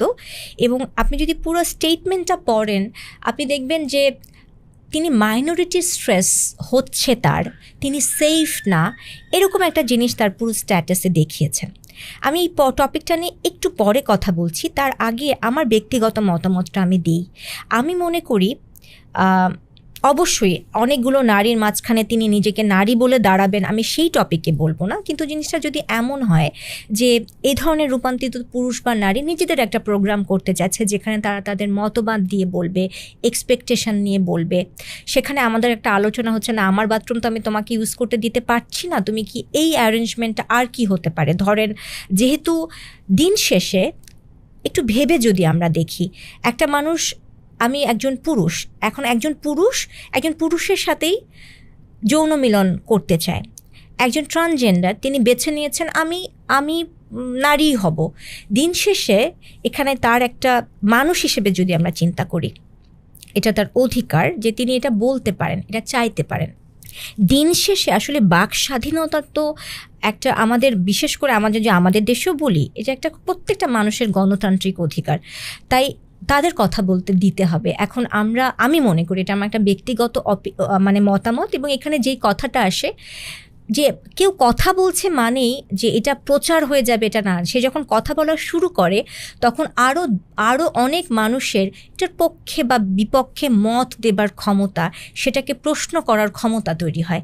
এই ক্ষমতাটা কেড়ে নিলে শুধু শাসন বারণ নাউজুবিল্লাহ বলে আমরা এটাকে কার্পেটের নিচে রাখতে পারবো না। আমি এটাকে রিপিট করছি, ট্রান্স টপিক, LGBTQIA টপিক এমন টপিক না যে আপনি অনেক শক্ত করে দড়ি দিয়ে বাঁধলে এরা মাথা উঁচু করতে পারবে না। No, difficult. যদি আপনি এটার সেন্সিটিভিটি, এটার ব্যাপকতা এবং এটাকে প্রসারের জন্য যারা কাজ করেন তাদের সংঘবদ্ধতা, এই জায়গাগুলো এবং তাদের স্ট্র্যাটেজি, এগুলোর কাছে আপনার ধর্মীয় ইমোশন এবং আমার সমাজ তো এটা অ্যালাউ করে না, এটা যুক্তি দিয়ে টিকবে না। তো সেই জায়গা থেকে আমাদের আসলে সত্যি এই জায়গাটা একটু একটু করে করতে হবে। এবং ডেফিনেটলি তারা বলছেন মানে জিনিসটা আমার বাচ্চা ট্রান্স হয়ে যাবে তা না। আমাদের সব বাচ্চা হয়তো এই আইডিওলজি নিয়ে তারা প্রশ্ন করতে শিখবে। আমি যখন এটাকে জোর করে যে না তুমি কথা বলতে পারবা না, তুমি কথা বলতে পারবা না, তখনই দেখবেন যে এই জায়গাটাতে মাইনরিটি স্ট্রেস এই জিনিসটাকে মানে আঁকড়ে ধরে তারা একটা ডিফারেন্ট প্ল্যাটফর্ম তৈরি করার চেষ্টা করবে। তারা বোঝাবে যে আমরা জঙ্গি, তারা বোঝাবে আমরা ধর্মীয় মূল্যবোধে অথবা তাদের অধিকার বোধে বাধা দিচ্ছি, আমরা মৌলবাদী, অনেক ধরনের জিনিস আসবে। এটা জিনিস আসার সুবিধা কি? যখনই কোনো একটা মানুষ, অনেক ক্ষেত্রে আমাদের ভুরি উদাহরণ দেখবেন সারা পৃথিবীতে আছে, যে তুমি একটা পার্টিকুলার দেশে জায়গা করতে পারছো না এবং তুমি তোমার ভীষণ মাইনরিটিস একটা স্ট্রেসের মধ্যে তুমি পড়ছো এবং তুমি নিরাপদ না, তোমাকে মানুষ একটা গোষ্ঠী মেরে ফেলতে চাচ্ছে, একটা ধর্মীয় গ্রুপ মেরে ফেলতে চাচ্ছে, বা এই ধরনের যে জিনিসগুলোকে চলে আসে, সেই সময় দেখবেন ইন্টারন্যাশনাল রিকগনাইজেশন পাওয়াটা অনেক বেশি সোজা হয়ে যায়, বা আমাদের দেশটাকে একটা ভয়ঙ্কর দেশ হিসেবে অন্য মানুষের কাছে উপস্থাপন করাটা সোজা হয়ে যায়। যেটা সত্যি কথা, হো চি মিন ইসলামের এই অধিকারটা আছেন, তিনি তার অধিকার চাইবেন, কিন্তু তিনি অধিকারটা পাচ্ছেন না বলে এর মানে হচ্ছে আমরা মৌলবাদী, আমরা জঙ্গি। কিন্তু তিনি একবারও বলছেন না যে এত বড় একটা মানুষের সামাজিক এবং মানে আমাদের ধর্মীয় জায়গা থেকে আমাদেরও কিছু সীমাবদ্ধতা আছে, যেটা আসলে আমরা একসাথে হয়তো বসতে পারতাম, কথা বলতে হতে পারে, তিনি তার মত দিতে পারেন, আরও 10 জন তাদের মত দিতে হতে পারে। কিন্তু এই জায়গাটায় যখন আমরা বুলিংকে ছেড়ে দিব তুরুপের তাসের মতো, যা বুলি করব, তুমি যাই বলবা আমি একটা বুলি করব, এই প্রত্যেকটা বুলিং প্ল্যাটফর্ম তৈরি করবে যে বাংলাদেশ অনিরাপদ। তখন যেটা হবে যে গ্রুপটা আসলে কাম আউট করতে চায়, যে গ্রুপটা কনফিউজ, যে গ্রুপটা যাদের সাইকোলজিক্যাল অ্যাসেসমেন্ট দরকার, যাদের হেল্প দরকার, যাদের এমপ্যাথি দরকার, যাদের গাইডেন্স দরকার, মেন্টরশিপ দরকার, আপনি সেই গ্রুপটাকে হারাবেন। আপনি যখন প্রমাণ করবেন তুমি নিরাপদ না, তখন আপনি জায়গাটা হারাবেন। কিন্তু আপনি যখন এরকম একটা এনভায়রনমেন্ট তৈরি করবেন যে আমরা বসতে পারি, হ্যাঁ এটা নিয়ে কথা হতে পারে। আমাকে মাঝে মাঝে অনেকে বলেন যে আপনার স্ট্যান্ড কি, মানে আপনি কি মনে করেন। আমি আমার জীবনে আমার যতটুকু অভিজ্ঞতা আছে অ্যাজ আ ডক্টর, একটা সাধারণ মানুষ হিসেবে, এবং আমি যেহেতু একজন মুসলিম, আমাদের সেই পয়েন্ট অফ ভিউ থেকে আমার মনে হয় আমার রিলিজিয়ন এক্ষেত্রে আমাকে অনেকভাবে সাহায্য করেছে। যে একটা সমাজে তো কত ধরনের ফিলসফি থাকবে, কত ধরনের মানুষ থাকবে, প্রত্যেকের এথিক্যাল ভ্যালুজ, মোরাল ভ্যালুজ তো আলাদা আলাদা হবে। কিন্তু আমার একটা ইন্টেলেক্ট থাকা উচিত যেটা সবসময় প্রশ্ন করতে জানে, সেটা সবসময় আগে চিন্তা করে। ইটস নট লাইক একটা হাইপ উঠলো, আমি সেই চিলে কান নিয়ে গেছে, আমি তার উপর দৌড়াচ্ছি। এটা মনে হয় মানুষ হিসেবে সবচেয়ে দুর্বলতা। হয়তো পার্টিকুলার এক্সপেরিয়েন্স লাগে, পার্টিকুলার ম্যাচিউরিটি লাগে ওই জায়গাটা পৌঁছানোর জন্য, কিন্তু ওটা মানুষের পৌঁছানোর চেষ্টা করা উচিত। এবং খুবই নিরাপদ একটা জিনিস আমি আমার মাথায় গেঁথে নেই, সেটা হচ্ছে অনেক কিছু সমাজে এস্টাবলিশড হয়, আমার যদি মনে হয় ঠিক নাই, আমি নিজেকে একটা কথা বলি, সেটা হচ্ছে এটা আমি আমার জন্য অপছন্দ করি, এটা আমি আমার জন্য অপছন্দ করি। তাই যেমন আমি যদি বলি পরকীয়া, এটা আমি আমার জন্য অপছন্দ করি, কিন্তু আমার এখানে যিনি বসে আছেন, যিনি হয়তো পরকীয়াতে লিপ্ত, আমি তার দিকে তাকিয়ে বুলিং করতে পারি না। কারণ দিন শেষে এটা তার লাইফ, এটা তার সিদ্ধান্ত, এটা তার চয়েস। আমি আমার জন্য জেন্ডার ট্রানজিশন অপছন্দ করি, আমি একজন স্পেশালিস্ট হিসেবে অস্বীকার করতে পারি না। বহু কনসালটেন্ট একমত হয়েছেন এটা নিরাপদ, তারা করছেন। সো আমি আমার জন্য অপছন্দ করি, আমি আমার জন্য অপছন্দ করি। আমার পাশে যদি একজন ট্রান্সজেন্ডার বসে থাকেন, তিনিও যেন বাসের সিটটা প্রপারলি পান, আমি তাকে বুলি করতে চাই না, আমি তার জন্য তার জায়গাটা দিব, কিন্তু আমি আমার জন্য অপছন্দ করি। এই যে আমাদের বলতে শেখা যে আপনি আপনার জন্য অনেক কিছু অপছন্দ করতে পারেন, সেটার ব্যাপারে আপনি আলাদাভাবে প্ল্যাটফর্ম তৈরি করে কথা বলতে পারেন, বিপক্ষে অবস্থান নিতে পারেন, কিন্তু এটার মানে সব সময় বুলিং হইতে হবে, এটার মানে সব সময় না। আমার সাথে যদি একজন ট্রান্সজেন্ডার বসে কথা বলতে চান, আমি অবশ্যই সব ধরনের রেসপেক্ট দিয়ে কথা বলবো। আমাদের দুজনের আদর্শিক এবং অবস্থানগত জায়গা দুরকম হতে পারে, সবসময় বুলিংয়ে এই সমস্যাটার সমাধান না। এবং পার্টিকুলারলি LGBTQI তো নাই, আপনি যদি বুলিংকে বেছে নেন বা বুলিং বেছে নিলে কি প্রবলেম, এটা যেন অ্যাজ আ সোসাইটি আমরা না বুঝি, তাহলে ওই যে একটা বলছি যে একটা ভীষণ বড় একটা অদৃশ্য জিনিস, যেটা জানি না কি, যেটা কি, এটার সাথে লড়াইয়ে আপনি হেরে যাবেন। রাদার আপনি অ্যাটেনশন দেবেন নাকি ইগনোর করবেন। প্রত্যেকটা সোশ্যাল মিডিয়া প্ল্যাটফর্মে আপনার এই অধিকারটা আছে, আপনার একটা লাইক, আপনার একটা শেয়ার, আপনার একটা বুলি, তাই এই জন্য ভীষণ ভীষণ ভীষণ ম্যাটার করে। কিপ সাইলেন্ট যদি আপনি না বোঝেন আপনার কি বলার কথা। যদি আপনি মনে করেন আপনি আপনার জন্য অপছন্দ করেন, আনফলো করেন, এটা দেখবেন না। যদি আপনি মনে করেন এটা আমার কাছে মনে হয় এটা আমি এটা জানাতে চাই, বি ভেরি রেসপেক্টফুল এবং সেটা বলেন।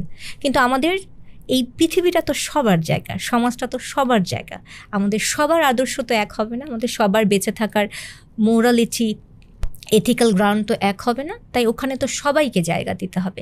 কিন্তু আমাদের নিশ্চুপতা বা আমাদের সাইলেন্স যেন এভিল কিছুর জন্য বিশাল বড় একটা কিছু না হয়, এটাও আমাদের একটা আমি সচেতনতার জায়গা, যে জন্য আমাদের এডুকেশনটা প্রয়োজন, যে জন্য এই টপিকগুলো আসলে আমরা এড়িয়ে যাব না, আমরা একটু পড়বো, আমরা ভুল হতে পারি, ওটাকে আমরা আবার রিচেক করব, আবার দেখবেন এতদিন একভাবে বিশ্বাস করেছে, 10 বছর পরে অনেকগুলো জিনিস নতুন আসবে, আবার চিন্তা করব। মানুষ হিসেবে আপনার সবচেয়ে বড় সীমাবদ্ধতা হবে স্রোতে গা ভাসানো। কিছু জিনিস স্রোতের স্রোতের উপর ছেড়ে দিতে হয় না। আপনাকে আল্লাহ চিন্তা করার ক্ষমতা দিয়েছেন, চিন্তা করতে হবে।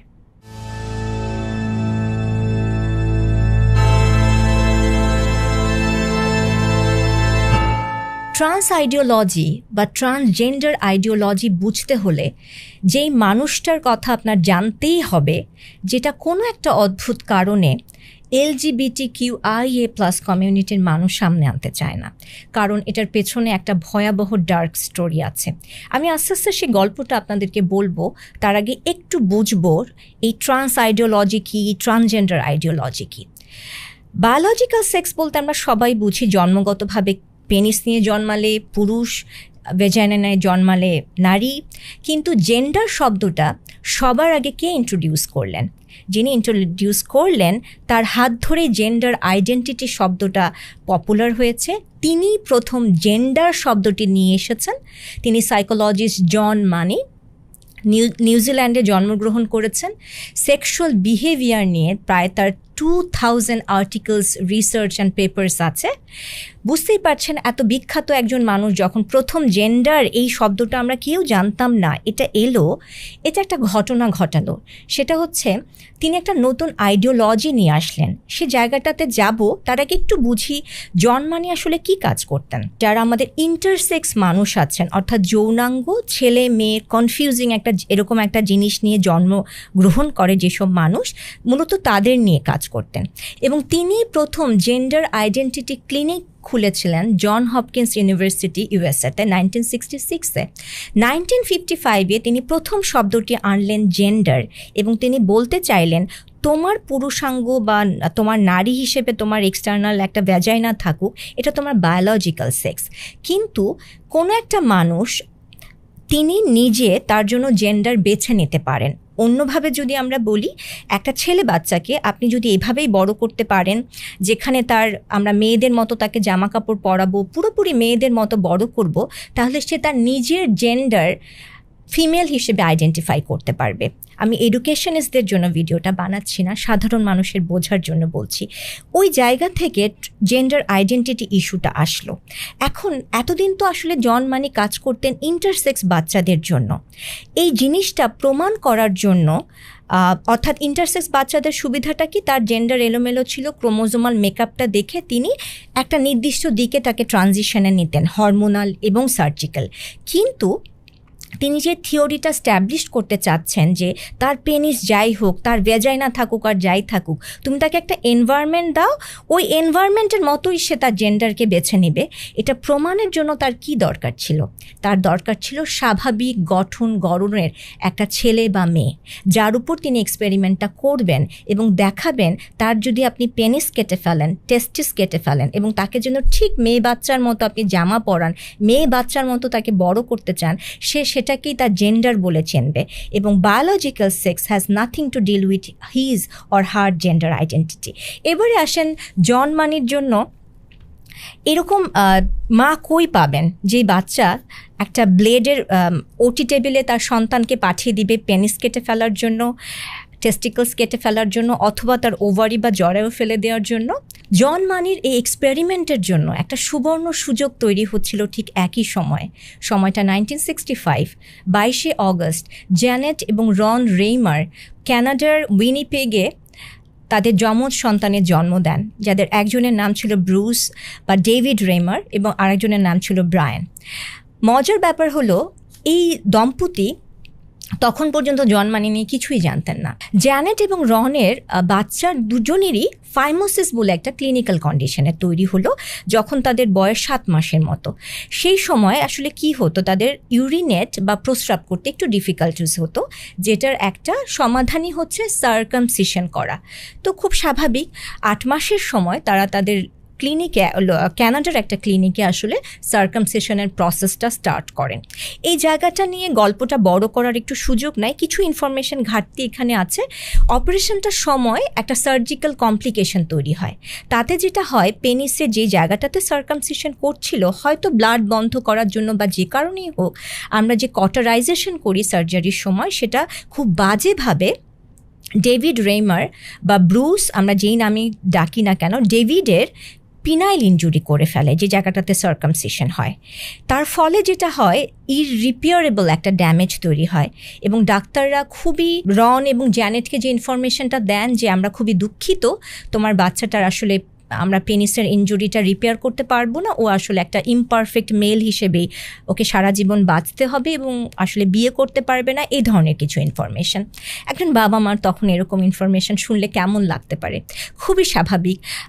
জ্যানেট এবং রন খুব ভেঙে পড়লেন, এবং সেই থেকে তারা অসংখ্য ডক্টরের চেম্বারে ঘুরেছেন জাস্ট এই সন্তানের জন্য একটা কোনো সমাধান পাওয়া যায় কিনা। ডিসেম্বর 1966 টেলিভিশনে জন মানি, তিনি সেই সময় যথেষ্ট পপুলার তার কাজের জন্য, ভীষণ আকর্ষণীয় ব্যক্তিত্বের একজন মানুষ, সেই ইন্টারভিউ রন এবং জ্যানেটের চোখে পড়ে, এবং সেখান থেকে তারা যোগাযোগ করেন জন মানির সাথে, এবং জন মানি আসলে এই দিনটার জন্য অপেক্ষা করছিলেন। মেডিকেল সায়েন্সে যখন আমি একটা জিনিস থিওরিকে প্রমাণ করতে চাবো, আমার একটা কন্ট্রোল লাগে, অর্থাৎ একজন নর্মাল আর একজনের উপর আপনি এক্সপেরিমেন্ট করছেন, দেন আপনি কম্পেয়ার করতে পারবেন। সুবর্ণ সুযোগ, টুইন ব্রাদার বা যমজ ভাই, একজন নর্মাল ডেভেলপমেন্টের একটা ছেলে আর একজন নর্মাল ডেভেলপমেন্টের একটা ছেলে বাচ্চা, কিন্তু পেনিস ইনজুরি হয়ে বসে আছে।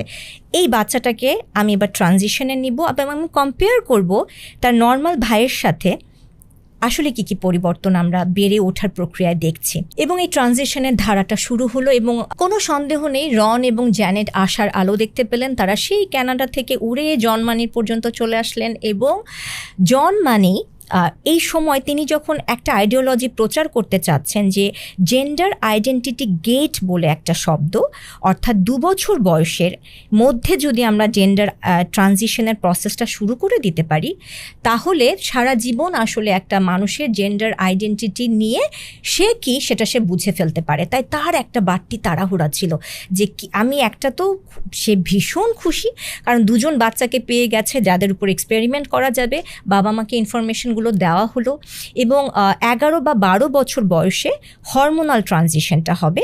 প্রথম যে কাজটা তিনি করবেন সেটা হচ্ছে ব্রুস বা ডেভিড রেমারের পেনিস রিমুভ করা, টেস্টিস রিমুভ করা, প্রস্টেট রিমুভ করা, এবং তারপরে একটা ভ্যাজাইনা তৈরি করে দিয়ে আসা। ইনিশিয়াল যে কাজটা 11 বছরে হরমোনাল ট্রানজিশন, আর একটু বড় হলে সব ধরনের সার্জিক্যাল ট্রানজিশন হয়ে তাকে নারীতে রূপান্তরিত করা এবং জন মানি প্রচার করতে চেষ্টা করেছেন সাইকোলজিক্যালি আপনি বিশ্বাস করেন আপনি নারী, এটা যথেষ্ট না, এটার জন্য শারীরিক পরিবর্তনটার প্রয়োজন আছে, সেটা স্ট্যাবলিশ না করলে আপনার ডিস্ট্রেস বা ডিসফোরিয়া এটা কমানো যাবে না। এরপরে যা হবার তাই হলো। মাত্র 22 মাস বয়সে প্রথম অস্ত্রোপচারের জন্য ডেভিড রেমারকে অপারেশন থিয়েটারে তোলা হলো, তার টেস্টিস ফেলে দেওয়া হলো। এবার আমরা একটু ফাস্ট ফরওয়ার্ড করব গল্পগুলোতে। অ্যানুয়ালি সবসময় ডেভিড রেমার তার ভাই সহ জন মানির চেম্বারে ভিজিট করতেন, এবং এইখানে অনেকগুলো ভয়ঙ্কর, এই এক্সপেরিমেন্টের অনেকগুলো ভয়ঙ্কর দিক গ্র্যাজুয়ালি অনেক পরে এক্সপোজড হয়েছে। কিন্তু তখন কি হয়েছে তার কয়েকটা আমরা বলি। প্রথমত, যখন ডেভিড রেমার এবং তার ভাইয়ের বয়স মাত্র 6 বছর, তখন তাদের সেক্সুয়াল ডিজায়ার নিয়ে আলাদা আলাদাভাবে প্রশ্ন করা হতো। তাদেরকে একজনের সাথে বড় হতে হতে বিভিন্ন সেক্সুয়াল পজিশন ট্রাই করতে বলা হতো, তাদেরকে অ্যাডাল্ট ফিল্মসগুলো দেখাতে হতো, এবং এই প্রতিটা জিনিস এখন প্রশ্ন আসতে পারে ডেভিড রেমারের কেমন লাগতো। ডেভিড রেমার কিন্তু এগুলোর কিছুই জানেন না, তিনি জাস্ট একটা মেয়ে বাচ্চার মতো তার মা তাকে বড় করছেন, এটাই তার আইডেন্টিটি। এবং এখানে একটা মজার ব্যাপার হচ্ছে, কিছুতেই আসলে সে ঠিক টিপিক্যালি মেয়ে বাচ্চারা যা করে তার মতো করছে না। মা দেখতেন যে ডেভিড রেমার যখন স্কুলে যেতেন টমবয়ের মতো আচরণ করতো, ছেলেরা যেরকম গাড়ি নিয়ে খেলতে পছন্দ করে বলতে আমরা যেভাবে বুঝি সেরকমই ছিল। এবং এই যে পুরো ট্রানজিশনের প্রসেসে সে যাচ্ছে, প্রতি বছরে তাকে ইউএসএ ভিজিট জন মানির সাথে দেখা করতে হতো, পুরো জায়গাটাতে তার অসম্ভব বিতৃষ্ণা ছিল। ডেভিড রেমারের নাম পরিবর্তন করে রাখা হয়েছিল ব্রেন্ডা কিছুতেই যখন মেয়েদের মতো আচরণ করছে না, এটা তার ঘরের মানুষ জানতো। কিন্তু জন মানে সারা বিশ্বকে অন্য খবর জানালেন। সময়টা 1972, যখন ব্রেন্ডার বয়স 7 বছর। সাইকোলজি জন মানি একটা বই প্রকাশ করে বসলেন, man and women, boy and girl, এবং নিউ ইয়র্ক টাইমসের এটা নিয়ে রিভিউ করলো, সারা জাগানো একটা বইয়ের মতো, যেখানে তিনি প্রমাণ করলেন যে আমার প্রথম স্টাডি যেটা এই জেন্ডার নিয়ে হয়েছে সেটা সফল। ব্রেন্ডা একেবারে নারীদের মতো বড়, মেয়েদের মতো করেই বড় হচ্ছে, সে পুতুল পছন্দ করে, সে মেয়েলি সব কিছু পছন্দ করে, এবং সারা বিশ্ব সেটাকে গ্রহণ করলো। নতুন করে সবাই উত্তরটা পেল নেচার আর নার্চার এই দুয়ে অনেক ডিফারেন্স গড়ে দিতে পারে। এবং সেই সময় থেকে আসলে জেন্ডার রিঅ্যাসাইনমেন্ট এটাকে বৈধ করার যথেষ্ট আসলে আলোচনার সুযোগ তৈরি হলো। অর্থাৎ এটা তো করাই যায়, তাহলে যদি কেউ চায় তাহলে তো তার বায়োলজিক্যাল সেক্সে আটকে থাকার কথা না, তার জেন্ডার আইডেন্টিটিকেই প্রায়োরিটাইজ করা উচিত। জন মানি এখানেই কিন্তু থেমে থাকেননি। তিনি 12 বছর বয়সে ব্রেন্ডাকে হরমোনাল থেরাপি দেওয়া শুরু করেন, অর্থাৎ ইস্ট্রোজেন প্রোভাইড করা শুরু করেন। খুব স্বাভাবিক, এই পুরো সময়ে আসলে ব্রেন্ডা অসম্ভব ডিস্ট্রেসের মধ্যে ছিল। শেষের দিকে তাদের বাবা মার খুবই কষ্ট হতো ব্রেন্ডাকে জন মানি কাছে নিয়ে যাওয়া, এবং একই সাথে ব্রায়েন অর্থাৎ ডেভিড রেমারের যমজ ভাই, সেও কিছুতে আসলে এই ক্লিনিকে যেতে চেত না, এবং দুজনের জন্য এটা খুব ট্রমাটিক একটা এক্সপেরিয়েন্স ছিল। এবং খুবই দুঃখজনক ঘটনা হয়েছে যে জন মানি এখানে যেহেতু থেমে থাকছেন না, পরের ধাপেই তিনি প্রেশারাইজ করা শুরু করলেন যে অবশ্যই তোমাদেরকে ট্রানজিশনে যেতে হবে। এবং ইন্টারেস্টিং, একজন ট্রান্স উমেনের সাথে একটা ইন্টারভিউ অথবা কথা বলার ব্যবস্থা তিনি করলেন, যাতে কিছুতে ব্রেন্ডা ভয় না পায় ট্রানজিশনের বাকি কাজগুলো কমপ্লিট করতে। সেই ব্রেন্ডা ওই রুম থেকে পালিয়ে জন হপকিন্সের বিল্ডিং থেকে লাফ দেওয়ার চেষ্টা করেছে। সেই ছিল যে লাস্ট টাইম আসলে তারা ভিজিট করেছে জন মানিকে। এরপরে জন মানি আবার তাদের বাড়ি পরের বছর গিয়েছেন তাদেরকে আসলে জেন্ডার ট্রানজিশনের পুরো প্রক্রিয়াটা শেষ করার ব্যাপারে ফোর্স করতে, কিন্তু কিছুতেই আসলে ব্রেন্ডাকে রাজি করানো যায়নি, ফোর্স করা যায়নি। এবং এরপরে যেটা হয়, 14 বছর বয়স যখন এত ডিস্ট্রেসের জন্য ব্রেন্ডাকে সাইকোলজিস্টের আন্ডারে থাকতে হতো, একদিন বাড়ি ফেরার পথে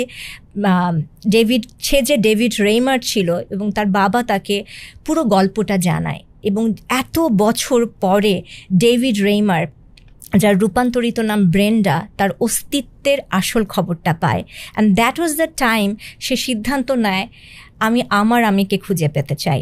16 বছর বয়সে ট্রানজিশন অর্থাৎ সেক্সুয়াল ট্রানজিশন হয়েছিল, এবং সেখান থেকে উল্টো ঘুরে আবার আগের জায়গায় ফেরত আসা।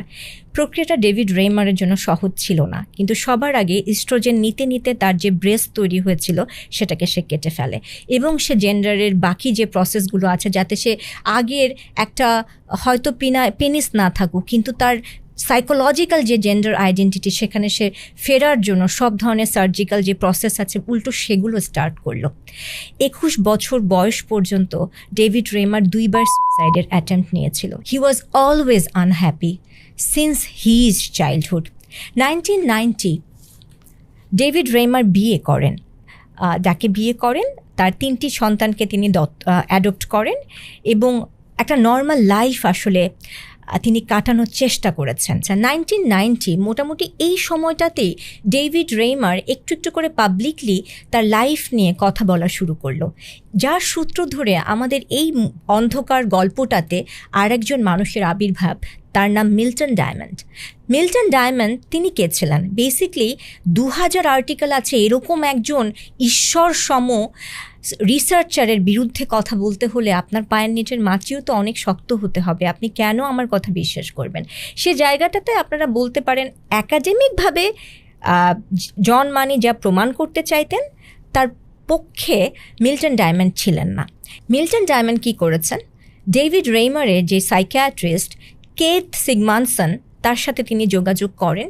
And that was the exact point যখন তিনি ভোকাল হতে শুরু করলেন, এবং তিনি সবার আগে সারা বিশ্বের কাছে এক্সপোজড করলেন জন মানি তিনি যেই জেন্ডার নিয়ে রিসার্চটা করেছেন সেটা ভুল। কিন্তু ততদিনে অনেক দেরি হয়ে গেছে, অনেক জায়গায় সর্বতোভাবে এটার গ্রহণযোগ্যতা পেয়ে গেছে। জিনিসটা শুধু আর ইন্টারসেক্স পিপলে সীমাবদ্ধ নাই, এটা ততদিনে সাধারণ মানুষের অনেক কাছে চলে গিয়েছে। কিন্তু ডেভিড রেইমারের গল্পটা আমার শেষ হয়নি। সাল ডেভিড রেমার সুইসাইড করেন। তিনি কিছুতেই এই ডিস্ট্রেসটা আর নিতে পারেননি এবং তার যমজ ভাই যে এত ট্রমা দেখেছে, সে সাইকিয়াট্রিক ওভারডোজের জন্য বহুবার আসলে হসপিটালাইজড হয়েছে।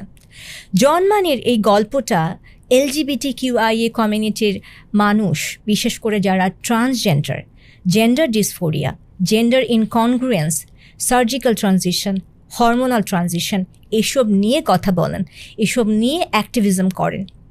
কখনো তাদের ঈশ্বরের নাম তারা কখনো সামনাসামনি বলেন না, কারণ এই নামটা চলে এলে যে জিনিসটা প্রমাণ হয়ে যায় সেটা হচ্ছে ট্রান্স আইডিওলজি বা ট্রান্স থিওরির ফ্লজ আছে, এটা নিয়ে কোয়েশ্চেন করা যায়। ইন্টারসেক্স একটা মানুষের বেলায় জিনিসটা একরকম, কিন্তু নর্মাল জেন্ডারের একটা মানুষকে, নর্মাল বায়োলজিক্যাল সেক্সের একটা মানুষকে শুধু একটা সমাজের প্রেক্ষাপট বা ঘরে তার বেড়ে ওঠার পরিবেশ বদলে দিলেই সে পুরুষ থেকে নারী, নারী থেকে পুরুষ হতে পারে, এই জিনিসটা এত সহজ সিদ্ধান্তে আসলে পৌঁছে যাওয়াটা বেশ বেশ কঠিন। জন মানির এই রিসার্চের পরে অসংখ্য অসংখ্য অসংখ্য আর্টিকেলস এসছে, আমি তার কিছু দেওয়ার চেষ্টা করছি, কিন্তু আমরা এই রিসার্চগুলো নিয়ে কথা বলি না। এখনও যখন ট্রান্সজেন্ডার নিয়ে কোনো একটা রিসার্চ হয়, আপনি যদি ট্রান্স থিওরি বা ট্রান্স আইডিওলজির বিরুদ্ধে যায় এমন কিছু প্রমাণ করে ফেলতে পারেন, কোনো একটা অদ্ভুত কারণে বড় বড় পাবলিশিং বা যেখানে লিটারেচারগুলো পাবলিশড হয়, আর্টিকেলসগুলো পাবলিশড হয়, আপনার অনেক সময় ছাপাতেও সেখানে আপনার জায়গা করে নিতেও কষ্ট হবে, কারণ সব জায়গাতে অলরেডি এটা যেন একটা স্বতঃসিদ্ধ সত্য যে gender transition safe, simple, easy going, এটার কোনো রিস্ক নাই, কোনো সন্দেহ নাই। জন মানির এই ভয়ঙ্কর ভয়ঙ্কর এক্সপেরিমেন্ট ডেভিড রেইমারের জীবন কেড়ে নিয়েছে। শুধু ডেভিড রেইমার না, তার ভাই ব্রায়ান, তার বাবা মার জন্য ছিল এটা সারা জীবনের ট্রমা, তাদের জীবনের সবচেয়ে বড় ট্র্যাজেডি। কিন্তু আমাদের জন্য ট্র্যাজেডিটা কোনটা, যদি আমরা এই জন মানির এক্সপেরিমেন্ট থেকে কিছু না শিখতে চাই, এটা নিয়ে প্রশ্ন তুলতে না চাই, এটা নিয়ে ভাবতে না চাই।